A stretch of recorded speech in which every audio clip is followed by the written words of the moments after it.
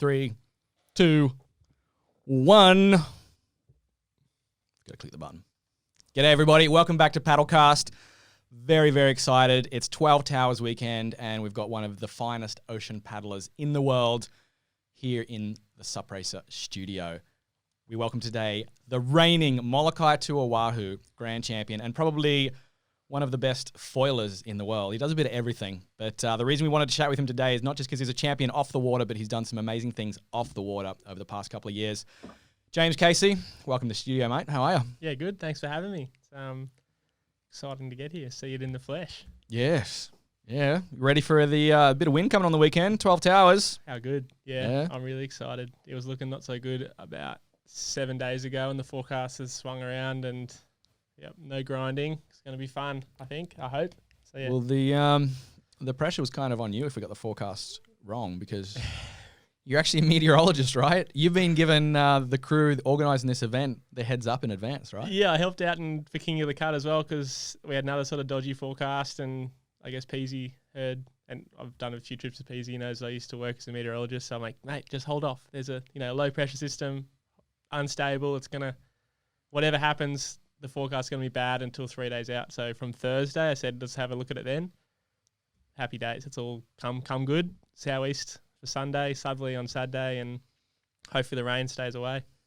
Yeah, I really hope the rain stays away, or this live stream is going to be very poor. What are you more excited about, the SUP downwinder or the foil downwinder? Because we're potentially running both.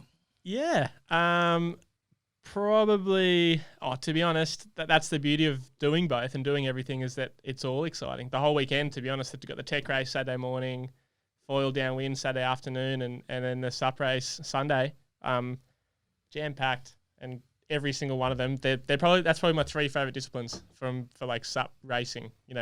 Tech race, through waves, downwind foil, and downwind SUP. We'll just have to make this race an unlimited race, and then we'll maybe add another race, put an unlimited in, and then that pretty much. I'll be a happy man. Perfect event. How did a meteorologist become a world champion paddler? Well, the reason I got into meteorology because I was always looking at the forecast and the wind. Grew up as a surfer, went to uni and did climate science, and really it was all just about what I was interested in. When I was growing up, I was surfing a lot, and I got into kite surfing, so I really wanted to know what the wind was doing. Surf in the morning, kite in the afternoon, kind of thing. And so my dad and my parents were like, go to uni and do something you're passionate about. Yeah. So environmental science, majored in climate science, and then got just a casual job at Weather Zone, working as a meteorologist, which was super fun, really interesting, but can't do it all now. If you're going to choose one, I'd probably prefer to paddle than be a meteorologist. Well, now every time there's an event on, everyone's hassling you for the forecast. Yeah, I got to start charging. Yeah, do a professional service. Yeah. Now, speaking of big events, 12 Towers this weekend is probably one of Australia's, it's got to be one of the longest running races in Australia. The 8th year now. Yeah, I was a late starter. I've only done, this will be my third 12 Towers. I don't know why I missed it. Maybe Hawaii was on. I was always doing the sunset surfing comp or... Yeah. But I remember I always watched it, but my first one was the flat year a couple of years ago. Then last year we got some really nice That was wind. horrible, 2018. Oh, man. I was telling Peasy that year, there was a northeasterly breeze forecast. Yeah. And I said, look, it's going to be light until about sort of 12 o'clock. And by about... So I said, hold off the start for as long as you can. Yeah. And the wind came in at about 12:45. We started like 11. Finishing? We started like 11.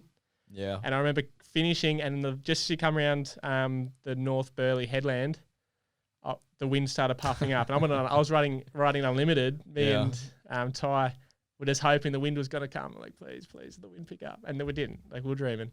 But I hadn't done the time on a flat water board in the ocean. So I'm like, I'm just going to hope the wind comes and use my unlimited. And was that your Molokai prep? You're on an unlimited. That was my plan, Like, well, that was the year that I really just wanted to put everything in. I was aiming for a Molokai podium that year, 2018, and that was my goal. I didn't have any other international races, so I was like, I got up to 12 Towers, and if I'm going to race an unlimited for Molokai, it could be flat for Molokai, so I'll race an unlimited for 12 Towers, and it hurt. So going back a few years with Molokai, that was the year you would have been battling Trav, right? Travis and Connor. Yeah. And actually had a really good battle with T1 and Lincoln. And Lincoln was there. That's when he pulled out injured? Both Lincoln and T2 pulled out injured. Yeah. kind of as I pulled away from them. Yeah. Saying that they You broke their spirit? kind of, well, I think it was amongst other things. I know T2 had a stomach issue and Lincoln bung shoulder. Yeah. Lincoln paddled pretty well. That's still his profile photo on Facebook. Yeah. grabbing his shoulder at Molokai. If you look, I just noticed the other day. Yeah. So, wow, he's got some demons to overcome at Molokai. Yeah, he's fired up by the sounds of it for this year, which is cool. I like it when Lincoln's fired up for a goal. He's an animal of an athlete, and it's cool to see him fired up for something paddleboarding and not so much sailing, which I know he's enjoying as well. Yeah. It's not going to be easy to defend your title. Not at all. A few boys heading over this year. Yeah, last year was, pretty light on, really. Obviously, Boothie was there, which, I mean, you beat the world number one. Yeah, I'm very glad. I'm really glad that Boothie was there. But Travis pulled out. Connor was at Pan Am's, and Kenny was there too. Which he's always a strong showing, and Josh on a 14 as well. He's an animal. You can never really write him off. So but yeah, it sort of does this Molokai. It sort of comes and goes, and people come and get excited about it, then it's too hard, or they have a bad result, so they put off it, or they have a bad experience, and it's you got to stick at it, I reckon, and just sort of that's how you really learn and get better at it. And he'll be doing his second in a row at least. Yeah, he's done it a few times. Yeah, he's done it a few, and he's doing it on a one man as well. So it'll be interesting to see how he goes this year as well. But yeah, always I love Molokai. Just we watched your Yukon River Quest. Oh yes, premiere last night, and you tempted to sign up? Not this year. Maybe one day. It's too close to Molokai, mate. When you're retired from serious racing. Yeah, I'd be seriously one of those things. But I was saying earlier that Molokai's not a ultra marathon by any means. Not an ultra by any means, but there is that level of you've got your high point, and everyone's going to experience a low point at one stage. Yeah. So it's definitely one of those races where you're going to feel good at one point, and then all of a sudden, for no explicable reason, you're just going to fall into a hole. Conditions might change, nutrition might be no good, but maybe just a boat wash. I've had that plenty of years where I'm going really well, and then a boat wash just sort of knocks you out of your rhythm, and you just get angry at the boat, and you're like, you start yelling at your boat, you start yelling at everyone, and then you're like, it's not about them, it's about yourself inside and what's actually going on. And yeah, that's what that's I guess what I was saying about doing it back-to-back years. I did it 5 years in a row. I learned so much every year. I'm still learning stuff. Who was your best teacher, or who did you look at and say, I've got to do what they're doing? Oh, Travis is obviously the man. Like he gives away enough, so you have to do a lot yourself. But to be honest, when I first started, Dave Klammer he came and did a sort of a tour in Australia, and I was with JP at the time, and JP and Imagine were sort of paired up together, so we did a little trip together. Yep. And he was doing a bunch of talks, and he was talking about concentration while paddling downwind. And I asked a question. I was like, so how do you stay focused for 4 hours paddling downwind? Because I was just new to downwind paddling, and I'm like, how do you focus on that bump just in front of you the whole time, and not just and then as soon as if you just drift off, your rhythm's gone, and everything just goes to shit. You're looking at someone else, rhythm's gone. You're looking at your boat, you're talking to your boat, rhythm's gone. So that's probably the biggest thing is the rhythm. But what was his secret? Because I could have used that in the Yukon. He didn't have a secret. He just said you have to do it more. Yeah. You have to do it more often as you do it more and more with time, and you put yourself in those experiences, race experiences, and paddle downwind a lot. It just becomes second nature. You can zone into it. Marcus Tarju has a different theory. He just says, just pop no-dos, mate. Yeah. There's nothing like focusing than being on a caffeine high, and I don't drink coffee, so he's like, mate, you have a no-dos and you'll be wide for the whole race. So it's just like, which no-dos caffeine? It's like taking 10 Red Bulls. It's just a caffeine pill, just a tablet, so none of the nasty stuff, I guess, but just a caffeine spike. Yeah. So he's an animal. He just, but doing the doctor or King of the Cut, he's like, you want a no-dos? Dealing him at the start line? I don't know how he's a caffeine addict, but yeah, he's that's always been his advice.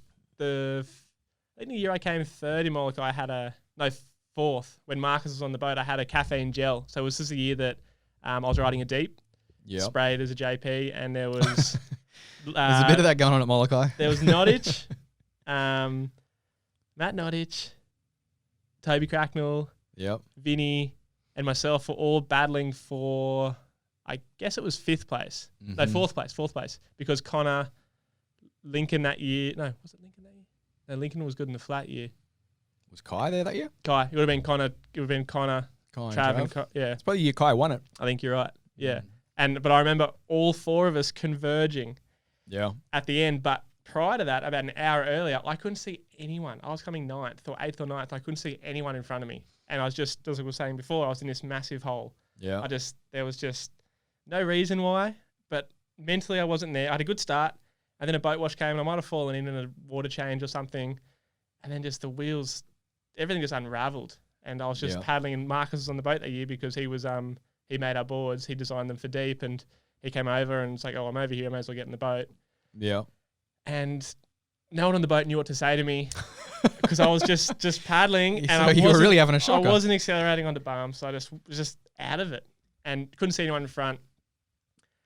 And I had a caffeine gel. Marcus, because it was the plan, I'd have a bit of caffeine because spiked me up towards the end. And like Marcus goes, you need some caffeine? I'm like, yeah, I'll have a gel. So I had a gel. And whether the caffeine actually did anything or just mentally, it just got me out of the hole. Yeah. I was fired up and I mowed down. I caught up to Toby just coming into the headwind section, and then past Nottage just as we're coming around the corner, and then I passed Vinny at China Wall on a wave.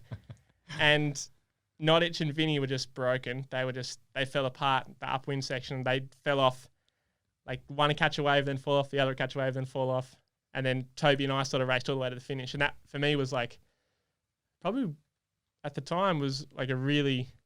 it was 4th place, like it wasn't the podium even, but for me it was a big result because all 4 of us coming around the corner together and managed to win that little battle was a good feeling for sure. What's it like when you hit China walls? For people that don't know, Molokai is a 32-mile race, 53 Ks, but the last couple of Ks is just a nightmare. Yeah, everyone talks about it and talk about hitting the wall. What happens? So mainly, basically the wind's blowing over your right shoulder the whole time. So it's almost a straight downwinder. It's not like M2M's a straight downwinder. You're pretty much you're quartering right the whole time. But you're going downwind. You got to catch a bump and surf right. Catch a bump, surf right the whole way. As you get closer to Oahu, the current changes basically, and the wind changes direction a little bit more, so it gets more and more from your side, so from your right shoulder as you get closer. And the current does a lot of things. First of all, there's a lot going on. So it's getting shallower. Yeah. And there's currents running off the island. So you're getting into messier water, and you start to get backwash off the cliffs as you get closer to the island. You come from this deep open water into this shallower, backwashy zone, I guess. And it's not even as you get to the wall. It's about probably the 10 kilometers before you get to the wall that you start to feel the effects. Just as it feels like you're starting to get close to the finish. Yeah.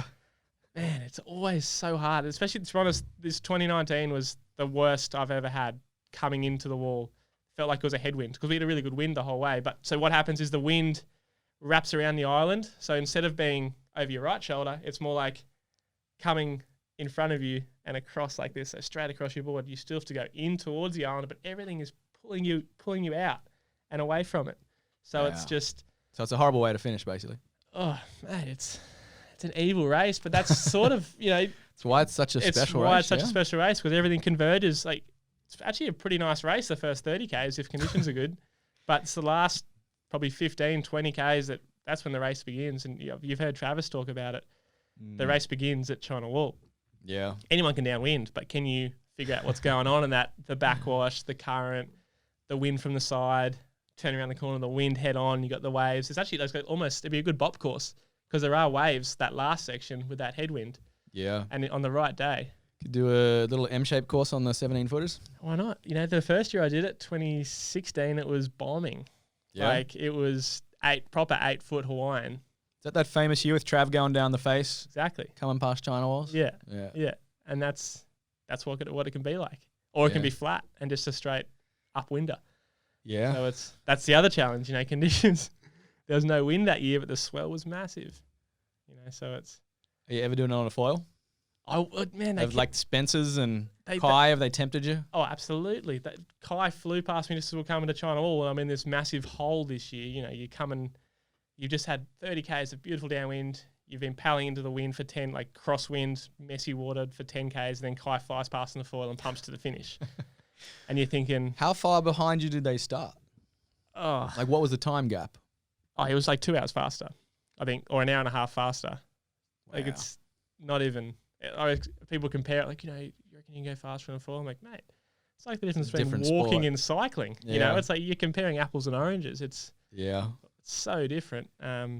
But would you give up the SUP side of it, or because they keep running at the same time? That's what I was They gonna gotta- say, They got to man. switch weekends or switch days. I'd love, like I was saying, 12 Towers done a great initiative. You know, you got Yeah. your SUP, you got your tech race, and you got your foil race, all on 3 different times, and we can Yeah. all do it all. And it's going to be probably one of the more participated foil race this weekend, just because the of biggest that. one ever in Australia, I think. Yeah, well, King of the Cut, I think, had 12, so we have to beat that. We got to beat the dozen. Yeah, got to beat the dozen. Get the boys out there tomorrow. Marcus Tardry keeps telling me how good King of the Cut is. I'm like, mate, I love King of the Cut, but don't discount Yeah. the Goldie when it gets windy. Oh, we got a good run here. Yeah, So, will you do foil one day? for sure. I definitely want to do it. I was tempted, still am tempted to do it 2020, but I'd love to back it up as a, defend my crown for Molokai. Yeah. I got it. I'm 100% paddling, and if they change the days, then I'll foil it as well. But I wouldn't compromise I've worked too hard in stand-up paddling on the Unlimited. Too much R&D, too much time over there to just go and do a completely different race. Basically, it's a 2.5 hour race. The foil, like, Yeah. it's a sprint. That's a good distance for a foil downwinder. I think 52 Ks. How strong are your legs? How are you pumping for 2.5 hours? What's the longest foil you've done? Longest foil earlier this year. Foil for the Fires. Oh, of course. Marcus Tardry and I got 108 kilometers, 6 hours, and it wasn't nice conditions. We got to 50 Ks and went, that's Molokai. We got another one of them to go. So You've been pretty busy off the water. You're doing a lot of cool stuff. This is what I like, that you're kicking ass on the water, but you've been one of the most proactive paddlers off it, raising funds for various things, a lot of them very close to your heart. yeah, But the foil for the Fireys, obviously we had a gnarly summer with the bushfires in Australia. crazy. So you boys got together and, it was Marcus's Yeah, it was initiative, Marcus's, right? Tell us yeah. what you did. So Marcus in WA saw all the bushfires happening on the East Coast. He wanted to donate, but wasn't a substantial amount. Well, not what he wanted to be able to, put towards it. So was talking to me about, what can I do? And he came up with, well, I'm gonna foil from. His original plan was 90 kilometers, so it was going to go from the start of the King of the Cut to the finish of the Doctor, which is 90 kilometers. So his plan was to foil 90 kilometers and raise money, basically, to try and raise Get donations. get donations to go towards any bushfire relief. Basically, he was really passionate. He's quite a greenie, Marcus. He's into his wildlife. Yeah. Hundreds of thousands of hectares of national park were wiped out. So lots of all our native animals like koalas have really taken a really big hit because they're just not mobile enough. The kangaroos and all the iconic Aussie animals. Koalas are definitely not mobile. They're very slow. Bit drugged up on eucalyptus. But so basically all it was decimated, but then all people's homes and then the It was a gnarly summer. the rural fire service as well. Putting just in over their head that they're a volunteer organisation and they're having it. And there's fires in every state just about, and it was the size of some countries was on fire essentially in Australia. It was ridiculous. So being on the East Coast, heaps of media. The media was massive, but for a good reason. It was unprecedented. Like Melbourne got massive fire smoke during the Australian Open, and that was a big concern for the Australian Open. Cricket matches in Sydney. We've had smoke. We had smoke from November, sort of on and off until pretty much when it did the foil for the Fires in when was it, January? Yeah. Yeah. So, and ironically, when we did the foil for the Fires, massive floods. Huge. And there was a cyclone. What's wrong with this country? There was a cyclone in the northwest WA, and that's actually one of the reasons Jack's one of our support teams, she drove the trailer for us, so we didn't have to drive back up to Bunbury to Yeah. So yeah, what we did was we raised money to drum it up as best we could on Instagram and social media to get to raise as much money as we could, and we foiled from Bunbury to just past Mandurah, basically. Yeah. Which was 100 kilometres, and we did it to raise awareness for the bushfires and to raise money for it. And I think we raised, it was $3,000, $3.5 grand kind of thing. Marcus originally wanted to raise, I think it was $1,000. I'm like, mate, you got to bump it up. Yeah. I started, you got to bump it up to 5, and he's like, oh, I don't want to not reach my goal. So I think we raised three and a bit grand. Yeah. Which was good. Awesome. And it was a really big challenge for us, and I really enjoyed it. Marcus did too, but he's like, I'm never doing that again. I'm like, we should do it every year.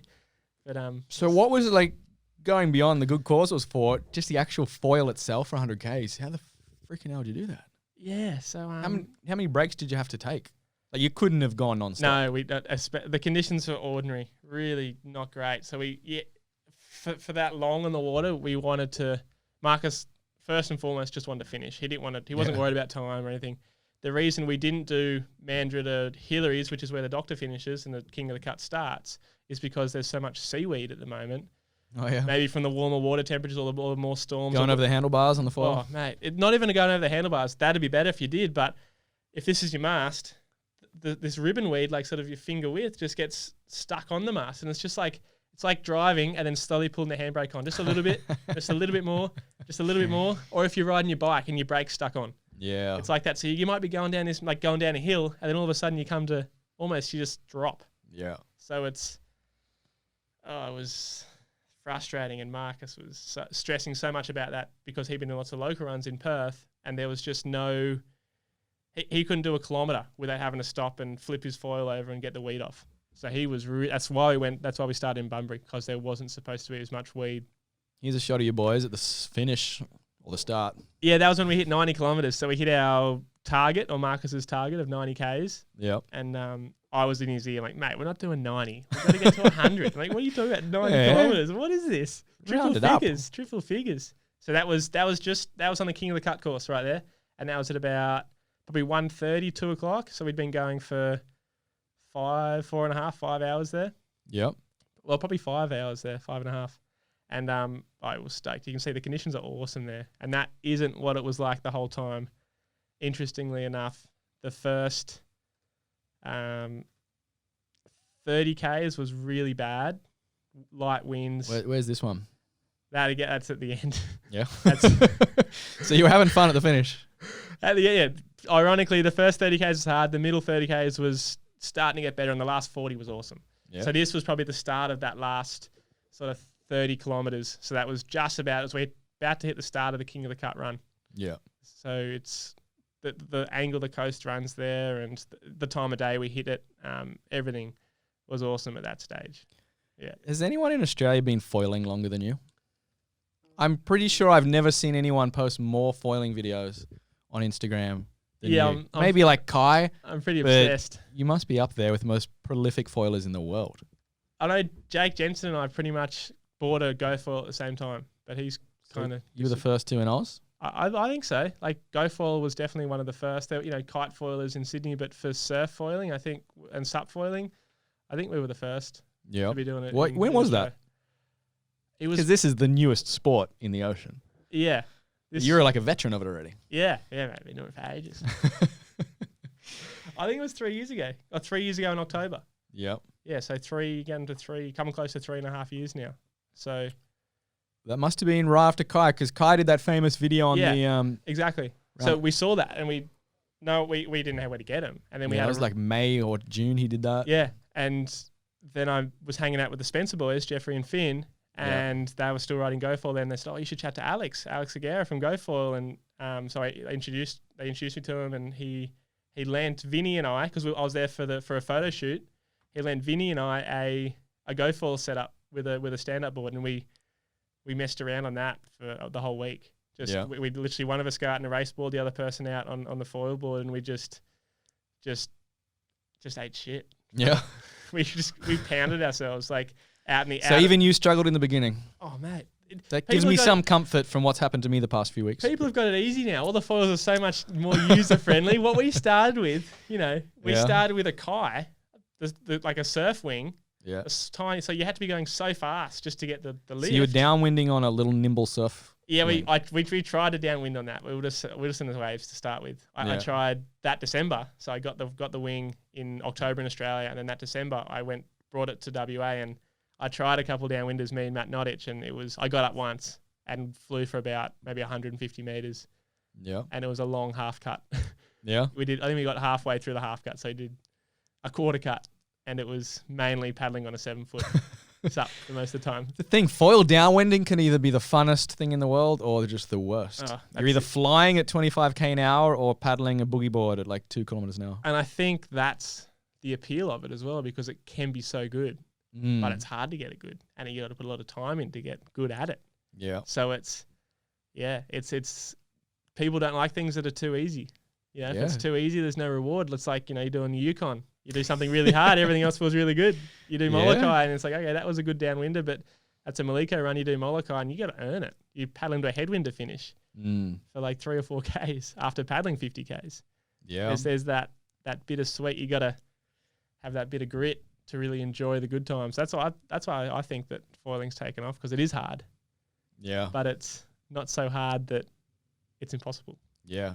I think that's a really good point. The challenge, because I've been getting into foiling lately, and when I first started, it felt like I was a little kid trying to learn how to surf again. It's very humbling. Oh. But after you get over that hump, not only is it this amazing, like you're riding a magic carpet, it feels amazing, but the reward, it's like, wow, I learned something. Yeah. Oh, for sure. And that's what I was saying. Like Vinny and I, we ate shit for a week. Yeah. And when we finally started to get a bit of lift, and we're like, wow, this is awesome. And you get that feeling, and it's just, Benny Martin over in WA has coined the term foil brain. Yeah. You just get obsessed. Like I see everyone do it. When I did the same thing. When you first get that flight and you've got your setup, all you want to do is foil. That October, I got a foil board, and I foiled from King of the Cut basically, because I got to get in a race board again. From King of the Cut through till March, I didn't touch any other craft. I was on a foil board and a foil board only. I got a SUP foil board, then I finally converted one of those to a prone foil board, and I went through the sort of same learning curve on the prone foil board, and it was just like starting to foil again, being on the prone, and it's now I'm a bit more balanced despite my Instagram. People like to watch foiling, I think. I think it's give us, for people that, for me basically, but for everyone else listening, how do you go from playing around the surf on a foil to doing a downwinder? Because I might be doing my maiden downwind run tomorrow in a downwind race. So you're fit, mate. You've done the Yukon. The main thing is you just got to paddle really hard. See how slow I did the Yukon? Well, you could do the 12 hours muster really slowly too. I mean, yeah, I'll get there. That's not the worry. I just like to do it in faster than 4 hours. Yeah, so basically, from when I learnt to now, it's the equipment has gotten so much better.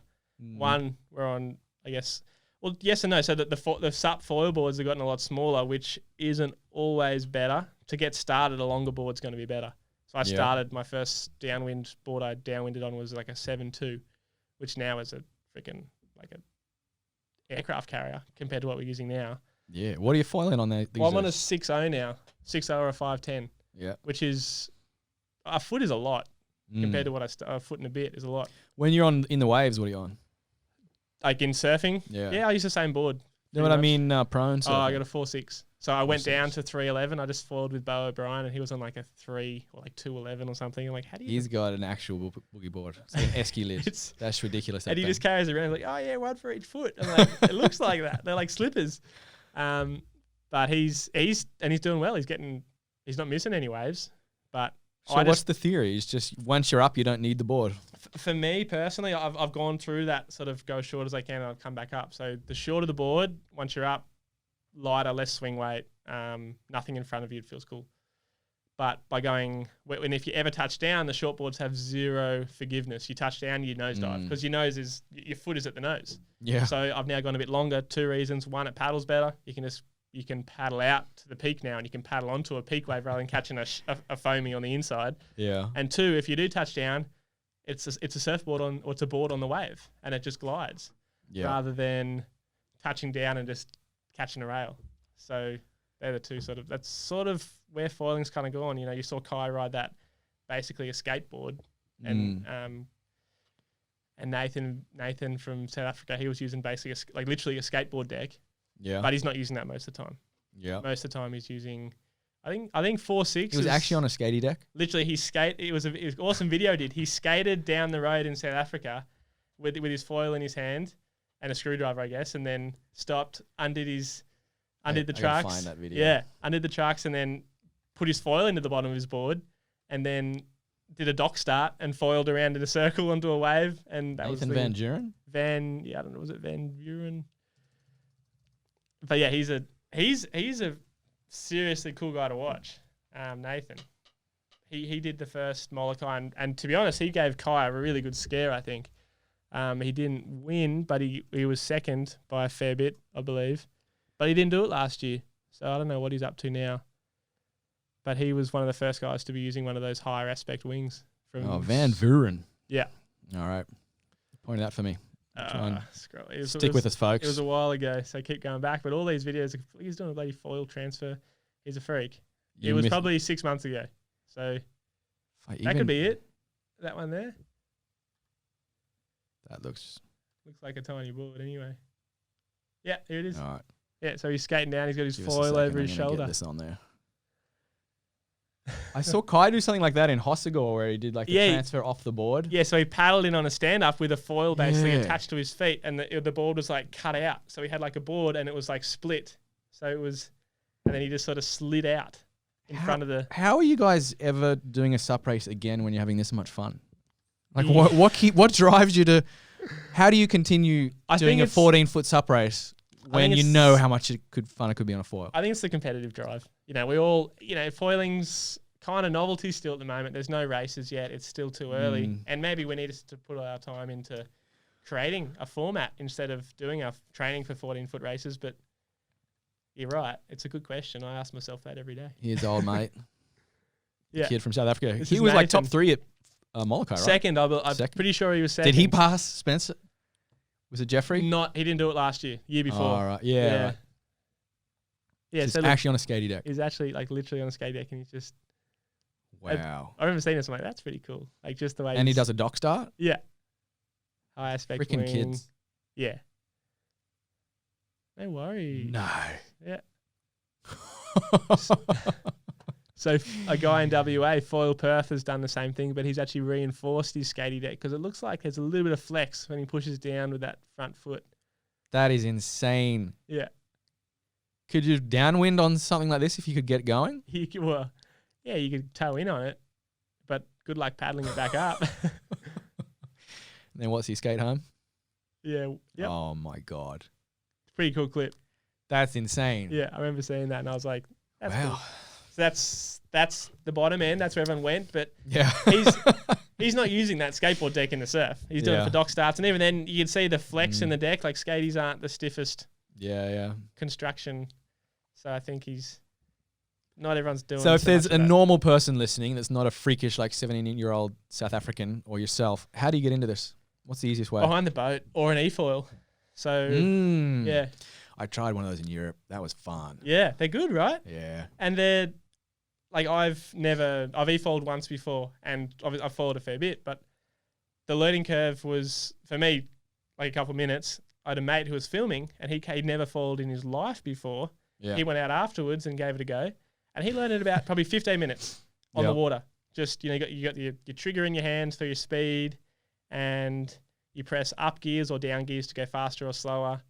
And you sort of get on your knees and you start planing on the board, get up to your feet, up the gears. Yeah. And you just sort of start to lift. And it's like, what the? And you see it. It's awesome to see because behind the boat is great, but there's a lot of things like the wake and the driver make a big difference. So if you've got a bad driver, then the person's just going to get like yanked off. They're not ready because they're getting pulled. Can you do cable ski or are they too fast? We tried to do it at the Starboard HQ. They got a cable park there. I'm sure you could. You could get a foil that would fit that speed, but for sure slower to start with is better. Yeah. All right. So for anyone that doesn't have a $15,000 e-foil find a friend at their mate's place, yeah. What's the behind a boat, and then how do you start? Is in the waves easy? Don't learn to foil in the waves because basically behind a boat you get.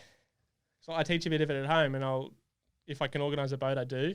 Otherwise, I'll get a friend of mine, Andrew Allen at Balmoral Paddle Surf to just tow them behind. He'll teach behind a boat because basically half an hour session behind the boat is like about probably 3 weeks of trying to foil in the waves. Probably 6 or 7 sessions in the waves, because you have that time on the foil and you're figuring out how to stay high or how to stay low. And you got that whole lift, and you can start to turn behind the boat, and it's all in a controlled environment. In the waves, 90% of the time you're paddling around trying to catch a wave. And when you do catch a wave, you're taking off on this steep space. It's the hardest part of foiling is the takeoff. And that's when you learn to foil in the surf. That's what you've got to deal with. Yeah. You got to start here and you got to drop down, which that's the one thing you don't want to do when you're learning to foil.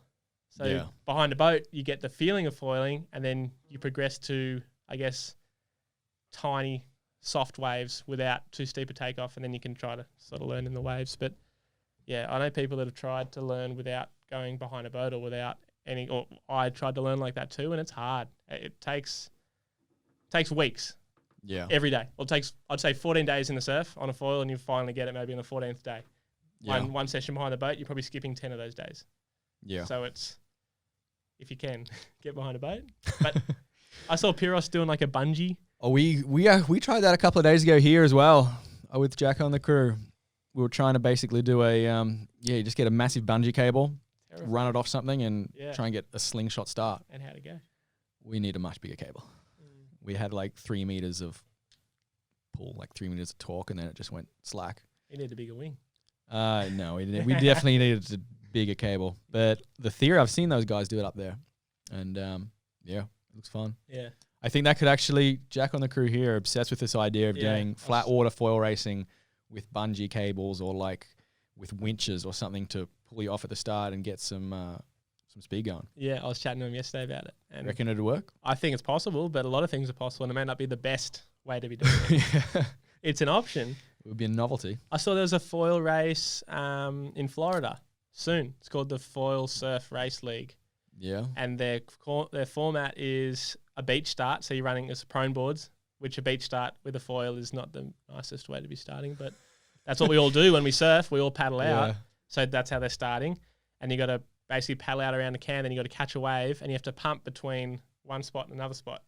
And if you can pump back, that's better. Or if you can't pump back, you got to get back to the beach and then run along the beach and then paddle back out and get another wave. And you got to do like 3 laps or something. I don't have a full, it looks like a cool, it's the first sort of proper race I've seen for foil surf technical sort of style races. What's your take on foiling being a racing sport versus just a purely leisurely pursuit? I had this philosophical debate with Kalama. He was actually worried that foiling was going to go too niche and like everyone wanted to race, whereas it's all about the glide. And the first race I did in Hawaii, foil racing, like the first few years downwind foiling for me was just like you're just surfing, you're linking bumps, and it's unreal. Then there started to be foil racing, talk of downwind foil racing. Cool, let's do it. Yeah. And then I did my first race, and I was surfing between bumps, like I was when I was having fun. Everyone else was just pumping over bumps. And I was like, what the hell? This isn't fun anymore. And like I remember chatting to Marcus about it, and like, foil racing's dead, mate. It's what's the point? You know, it's just it's like what's the, we may as well be racing stand-ups again. You're just paddling hard. You know, you're paddling and you're pumping hard, which is kind of the way it's gone. But I was also on an older wing. I was on the Maliko 200, and now the higher aspect wings, it makes it a lot easier to pump. So it's still work, but it's less work, and it glides better, and you can go over bumps easier. So the gear's come a long way, but it is still racing. Like racing's always going to be hard. It's not going to be an easy, leisurely, you know. Is it an arms race at the moment? I reckon it is. And not so much an arms race. Like there's not one that's going to be the best all the time, because the ocean is an ever-changing, you know, medium. It's always, there's wind, there's even weed, there's swell, then you've got to bring into account your weight, the weight of your gear, the weight of your board. Dave Kalama's 90 kilos, I'm 80 kilos, Kai's 70 kilos. Yeah. So if we're all using the exact same wing, then if it's a super windy day, Dave's going to have the best advantage. Yeah. If it's a super light day, Kai's going to have the best advantage. Yeah. And it just sort of swings between it like this. But in reality, that's kind of cool too. Yeah. Because not the same person's going to win all the time. Have they figured out the best foil yet, or are we in like this massive? I think they've come a long way, and they've made some really big steps. Yeah. Because you work closely with GoFoil, like on giving them feedback, R&D. Yeah. So originally there was just the Kai, and then there was the Maliko, like a blue flat wing. Yeah. And then they scrapped that Maliko and made it an Eva. And Eva, then Maliko 200 and Maliko 280. And now they've sort of kind of gone back to that original design, a higher aspect flat wing. And they've called it the GL series. So there's a 180, a 210, and a 240. And they're much faster wings. And the difference between the Eva and the Maliko 200 and the go for the GL 180. Yep. In terms of speed, direct speed, not for learning. I definitely still think that those Maliko 200 and the Evas are better for learning because they have more lift. But in terms of pure speed, like for the exact same run, 10 kilometer run, I'll go about exact same conditions. I'll go probably 8 minutes faster. Yep. So was pushing 19, 20 Ks an hour on a good run. And now I'm pushing probably 24 to 25 Ks per hour. So straight away. Is there going to be a limit, you think? How fast are we going to go on this? Well, it's all limited to how fast a wing you can get to lift up because we've got to get up on our own speeds. Yeah. I was chatting to Benny Tarja about it earlier today, and people look at Sail GP and all the foiling they're doing, but they've got a massive sail, and if it's windy, they just put a faster wing on. How fast are they going? I don't know. I honestly don't know, but like 40, 50 knots. Yeah. What's that? That's like 100 Ks per hour, isn't it? That's. I'm not a sailor. Come on, you're the meteorologist. Yeah, I think it's at least double.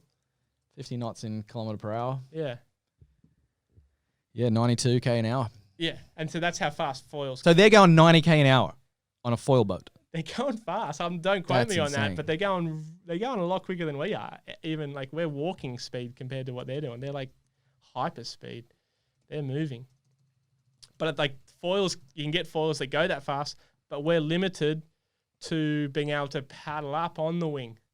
So I feel like maybe, for us, I think the next barrier is a 30 k per hour average. I'm finding 40 knots on here for 40 top knots. speed. So that's macking. That's 75, insane. 80 k's per hour. And we're going max 25. Our top speeds, I think people are like downwind, they're getting close to 40 k's per hour. So yeah. But that's a spike, and then probably a big splash afterwards. Yeah. So what's next for you this year? 12 Towers this weekend. 12 Towers, yeah. You're going back to Molokai, aren't you? Of course, Molokai is definitely my main. It gets hot in here, doesn't it? It's my main goal. It's bad stuff. Yeah. Yeah, feeling the pressure. Back to Molokai. Molokai is the main goal. That's the first 6 months. That's what I like to focus on too. I enjoy training for it. I love downwinding, and I love a lot of people don't like the logistics of downwinding. How do you train? What's your training? I just try and downwind as much as I can. So you got fun training. Oh, you got to make it fun. You're not in the gym. I'm not running laps. I do a bit of that. I do a bit of not so much gym and heavyweight stuff, but I do like bands and stretching and that sort of stuff. I don't run a lot. I'll cycle a bit when I have to downwind because I'll downwind, drop a car and cycle back or whatever it is. So I try to trick myself into training hard. If that makes sense. So surf racing's fun because you paddle out, turn around, catch a wave. Yeah. But the effort you expend paddling out through the waves is a lot. Yeah. But you're tricking yourself, whereas paddling in flat water, which is probably why I'm not very good at flat water races. But when you paddle in flat water, it's like, man, this is hard work. And this isn't fun. This is just grinding. This is building your mental strength for sure. But I don't enjoy it.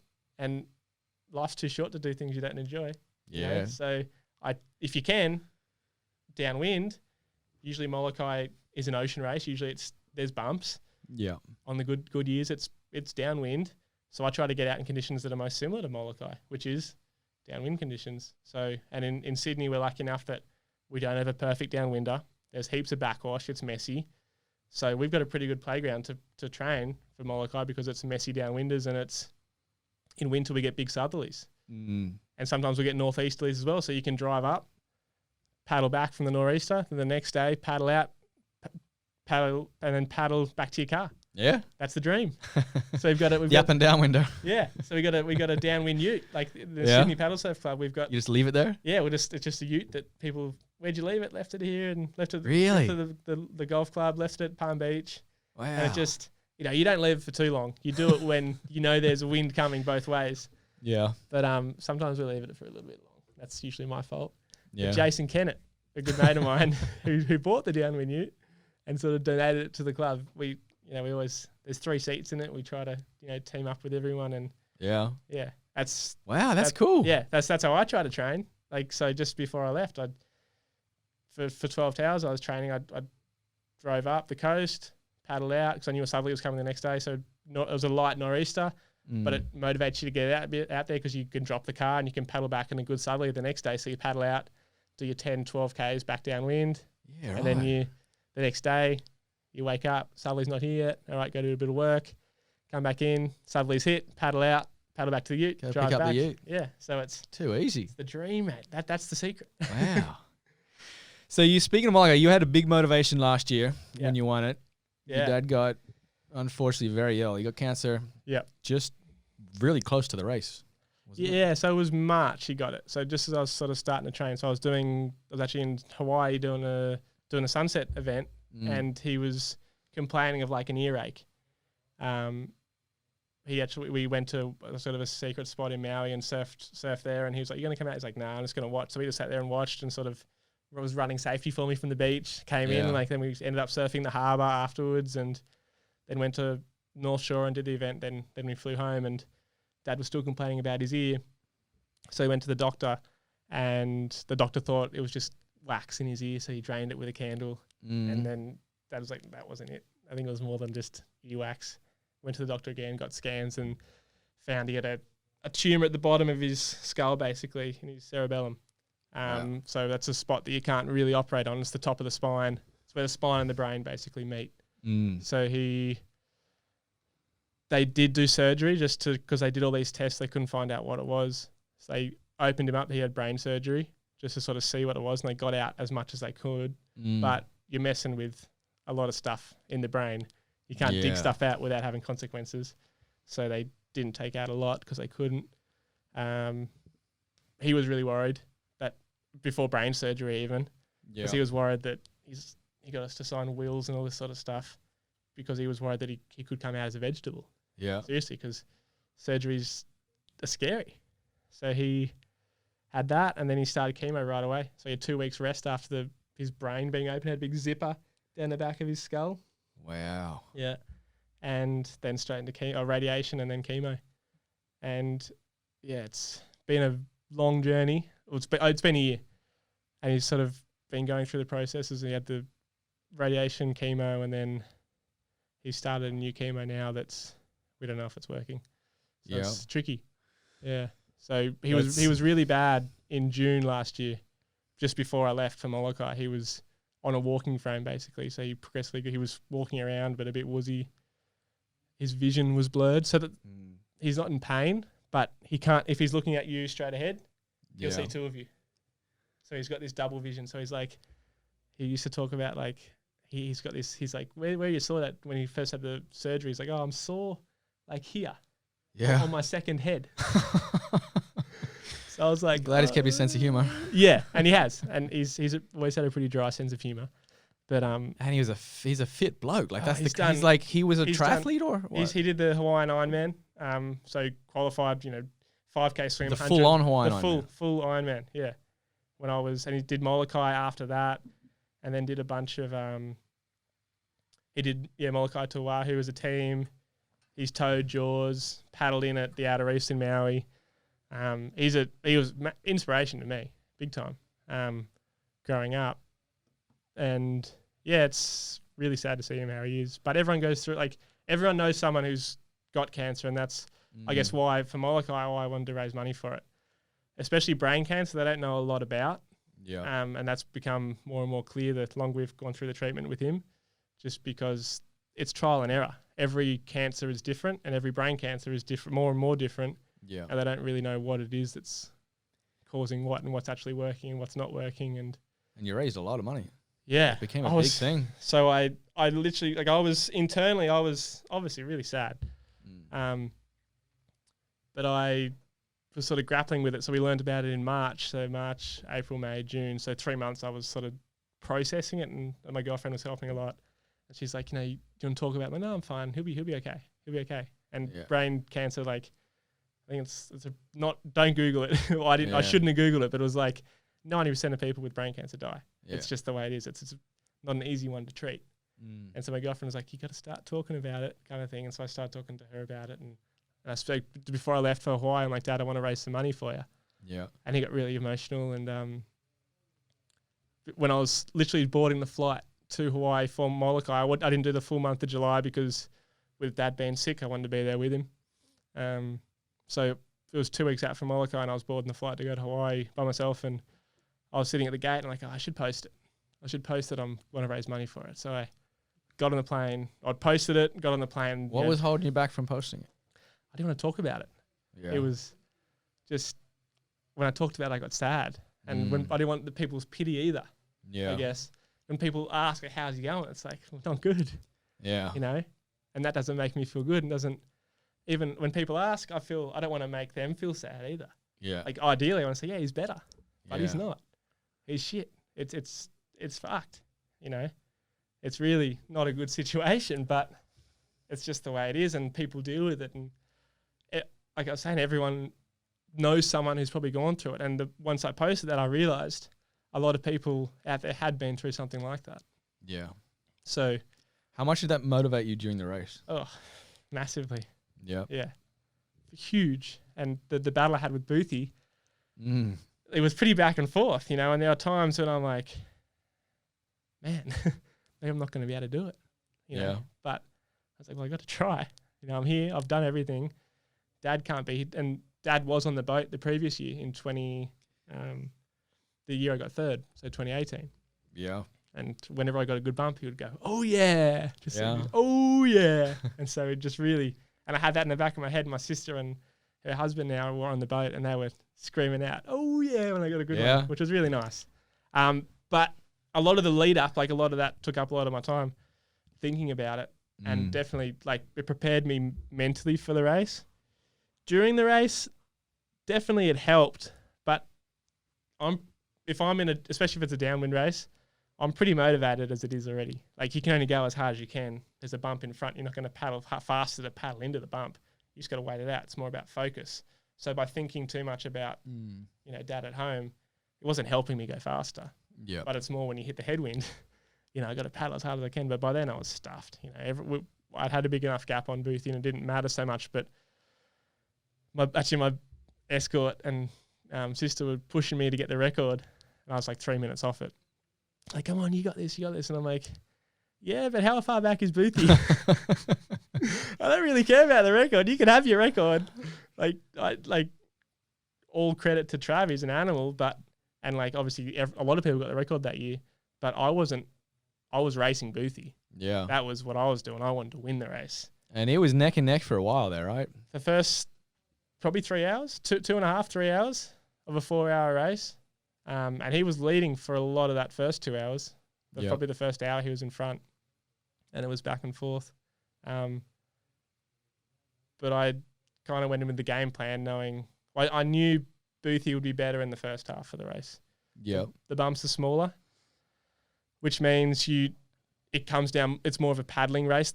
The first 5-10 Ks, there's smaller bumps. So it's more like a Hood River than it is a Malika run. Yeah. Because it's an offshore breeze from Molokai. As you get into that sort of next stage, it becomes more surfing bumps. And it got really good this year. The middle 20 Ks was probably the best I've had it in the last 5 years. So it was like a war of attrition with Boothie? Yeah, well, I sort of, I call Marcus the turtle.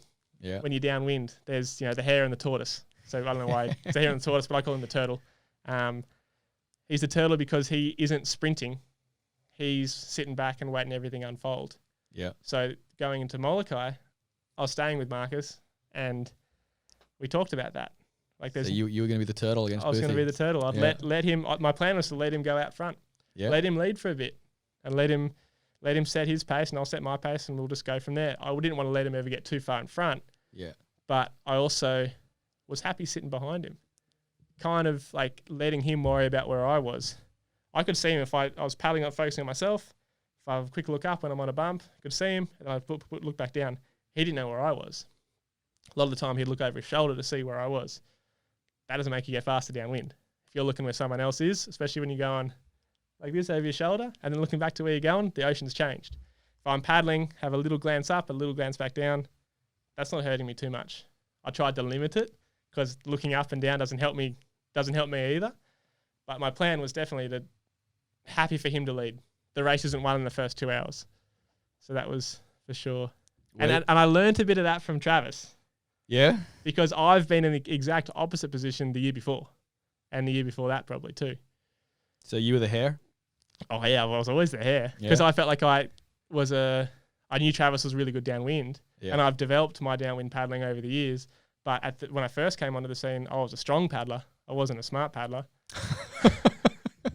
You know what I mean? Like, so you just tried to muscle your way through Molokai? 100%. Yeah. And sounds like a great tactic. Well, not muscle it, but at least put my But yeah, just get out of the blocks fast. Yeah, put a bit of pressure on, Trav and Connor. Basically, that was... and it worked for the first half, right? That's it. It worked for the first half. So I think doing it a couple of years, you learn from that. And, Travis would never say that. But you watch how he paddles and you know that he's paddling smart. So Trav's like the ultimate turtle. Oh, you wouldn't call him a turtle. I think Mark, he's got a bit of hair in him, like I do as well. Marcus is the ultimate turtle. You paddle with him in the flat, and he's so far back. Yeah. Or even in a crosswind, kind of not like paddling out to sea when we'll do training runs. Like, Marcus, I'm going to paddle out a little bit further just to get a little bit more training in. He's like, yep, you do that. I'll wait for you here. I can see why he's embraced foiling. I worked on him too. It took me about a year to get him into foiling. But yeah, exactly. But yeah, there's definitely, it's a good way. I guess because I've been paddling for a little bit longer now. I'm not a veteran like Connor or Travis are, but I've done Molokai 5 times now, and you learn a lot every time you do it. And Boothie's only done it once on a stand-up. He's done it on a ski plenty of times, but it's much shorter on a ski. Is he coming back this year? Coming back? Boothie's. You want to have another shot at you? He'd have to, wouldn't he? I've heard he is. I haven't seen him for a while. Yeah, no, I'd say 100%. He doesn't half do things. Yeah. Boothie, he's the ultimate professional, and I respect him massively. And that's why it felt so good to win this year, or last year, 2019, because, as you said, I was racing the world number 1. Yeah. And he's not well known for downwind, but mate, he's not too shabby. He's pretty good in everything these days. He's very good downwinding now, and he lives in Perth, and there's downwind in summer. 6 days out of 7, you could downwind paddle. So there's no surprises that he's gotten much better at downwind paddling. Well, it's going to be a good battle this year then. Man, you're going to have a big X on your back. Not just him. It's going to be... A few of the boys heading over. Have you ever had a race where you ever had the X on your back, or is this the first time you're going to be like when that? you were talking about Molokai this year and you labelled me as the favourite, I'm like, whoa, mate, I don't know about that. Like, Boothie's world number 1, come on. No, we're all rooting for you, for sure. That was I think to say that you were the sentimental favourite would be a huge understatement. Yeah, I guess what I was talking about earlier is when I got on the plane and I posted that thing about my dad, I think my goal was to raise like $5,000. Yeah. Maybe it was $1,000. It was, I didn't set it too high. I'm like, look, I've got a week before I go to the race. Yeah. I'm not expecting to raise too much money. I probably left it a bit late. I got off the plane, landed in Honolulu, then flew to Maui, and finally figured out my phone, got the other changed SIM cards, had a look. How much have I raised? I'd raised like $4,500 in like the 12-hour flight. Wow. Like the community, yourself, the not only the paddling community, but the greater community got behind me massively. Yep. And it was really good for me. Like I was saying, mentally, I wasn't dealing with it, and lots of people sent messages about the stories that they'd had, and sort of made me feel like I wasn't the only person that had ever been through this before. Yeah. Which was massive. And then the lead up to Molokai, I did an interview with the Molokai to Oahu guys, and I got really emotional. But it was good for me. Like, I felt good about it, and I wasn't upset that I was crying like on camera. It was something it was like a therapy for me. I had to get it out. Yeah. So that was the day before the race. Wow. or the 2 days before. I think it was the day before the race. That's a heavy preparation for the race. So I was like, mentally, I'd got it all out almost before the race. So the day of the race, the people are like, good luck, I can do it for your dad. I'm like, yeah, I know, I got to do it. I got to do it for my dad. And actually afterwards, after the race, Kai finished just a bit before me. He paddled up to me, gave me a big hug and said, your dad was proud of you already, but he'll be even more proud now, which is a really nice thing for Kai to say. Did you tear up? Oh, I was I'm crying paddling in, mate, over the finish line. Yeah. And I saw my sister and my grandparents were there too. So I'm always emotional at the end of Molokai because it's a freaking hard race. And you always come in. You're pretty flogged either way. Oh, you're pretty flogged either way. But to have that added motivation and having it public as well. Yeah. Like that definitely wasn't something that I'd always planned on doing. You know, raising money for cancer, but also raising money because your dad has cancer. Yeah. Something else having to deal with that. Yeah. But I'm stoked I did it. And glad I think I ended up raising 26.5 grand.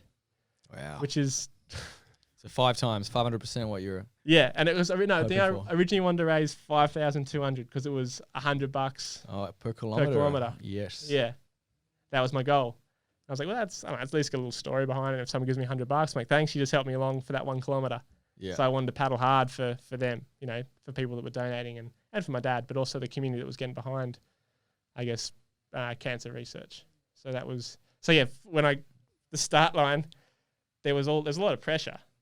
You know, there's a lot of people that not only I felt like I had to do it for people that had donated, people that had sent me messages, for my dad, for my family, for myself. And I got to the start line and it was just, you know, well, that's all good. I know people are supporting me, but this is now up to me. Yep. Yeah. I know it's cool that the support was there and you've labelled me favourite, so there's even more pressure. But you know what? That doesn't matter. People can write or say whatever they want. At the end of the day, the race is won and lost between Molokai and Oahu. Yeah. And the only person doing that is the person on the board. You know, your support crew can help. They can yell at you. They can give you food. They can give you whatever, give you advice. But end of the day, they say go left. I could still go right if I wanted to. You know, the boat says go this way. Oh, yeah. Well, am I going to trust you? Yeah, of course I trust you. But maybe get a bump that goes this way and then I go that way. You know, so it's end of the day, you've got to make those tiny little decisions along the way. And do you let Boothie lead? Do you let Kenny be close? Do you follow the same line? All these decisions, end of the day, it's up to you're the one steering the board. Yeah. So I was definitely, you know, game face for that race. It was, people asking me, were you emotional? And for sure I was at the end, but the first 4 hours, I was just like any race, any other race, maybe a bit more confidence behind because people had supported me and a bit more self-belief. But I knew Boothie was going to be, he's a weapon and he trains hard and he doesn't do anything half-hearted, you know. Respect to the guy. And, you know, we're mates, we chat, but we're competitive. We're rivals as well. Yeah. You know, I was pretty happy that actually I gave it to him at the end of King of the Cut. I said, you know what, mate? I didn't lose to you this year paddling. I remember. And he knew it. Yeah. Yeah. I think you were the only guy in the world that went through the season undefeated against Boothie. Yeah, and I said to him, mate, you just got to pick your races a bit smarter. Well, it's going to be a great battle again at the end of July. It's going to be a fun race out here this weekend. Not quite as insane as Molokai, but looks like we're getting some win for the 12 Towers. It's going to be fun. So if you're listening to this now, tune in. We're going to have a live stream on Sunday for the big ocean race. So it's going to be good fun. I'm pumped. And then before then, hopefully we'll get out there for a foil. Oh, yeah. You're going to have to give me a lesson because I've got no clue what I'm doing. I heard you going all right, mate. Oh, I can surf. I don't know about downwinding. Yeah, have you got a board sorted? I got the old 200 go foil. Yeah, well, that's a lot of people. They ask, like, what should I be using? Wing. And they're asking, just try using like the new GL. I'm like, well, that's kind of a advanced foil and you're going pretty quick. You got to go fast to get it up. Go to the 200, those sort of more original foils for learning are perfect. Yeah. Yeah, they're the ones because they're getting that lift. Yeah.